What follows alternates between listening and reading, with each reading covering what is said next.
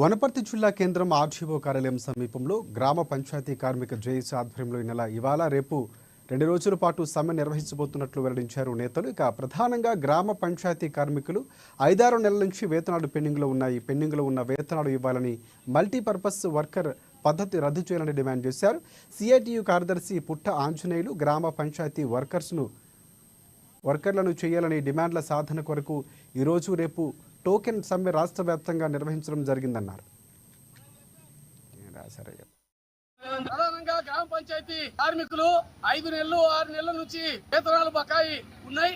వేతనాలు ఇవ్వాలని, అదేవిధంగా మల్టీ పర్పస్ వర్కర్ పద్ధతి రద్దు చేయాలని, గ్రామ పంచాయతీ కార్మికులను పర్మనెంట్ చేయాలని తదితర డిమాండ్ల సాధన కోసము ఈ రోజు రేపు టోకెన్ సమ్మె రాష్ట్ర వ్యాప్తంగా నిర్వహించడం జరుగుతా ఉంది. ప్రధానంగా జేఏసీ ఆధ్వర్యంలో అన్ని గ్రామ పంచాయతీలో పనిచేస్తున్న కార్మిక సంఘాలు అన్ని కలిసి రాష్ట్రం మొత్తంగా తెలంగాణలో ఈ సమ్మె బాట పట్టడం జరిగింది. ఇప్పటికైనా ముఖ్యమంత్రి రేవంత్ రెడ్డి గారు ఈ గ్రామ పంచాయతీ కార్మికులకు బకాయి పడ్డ వేతనాలు వెంటనే చెల్లించాలని మేము డిమాండ్ చేస్తా ఉన్నాం.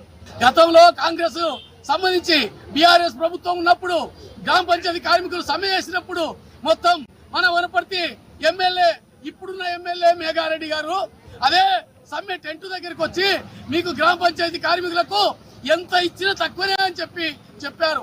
రేవంత్ రెడ్డి గారు అనేక సమ్మె శిబిరాల దగ్గరికి వచ్చి మీకు వేతనాలు పెంచుతామని చెప్పారు.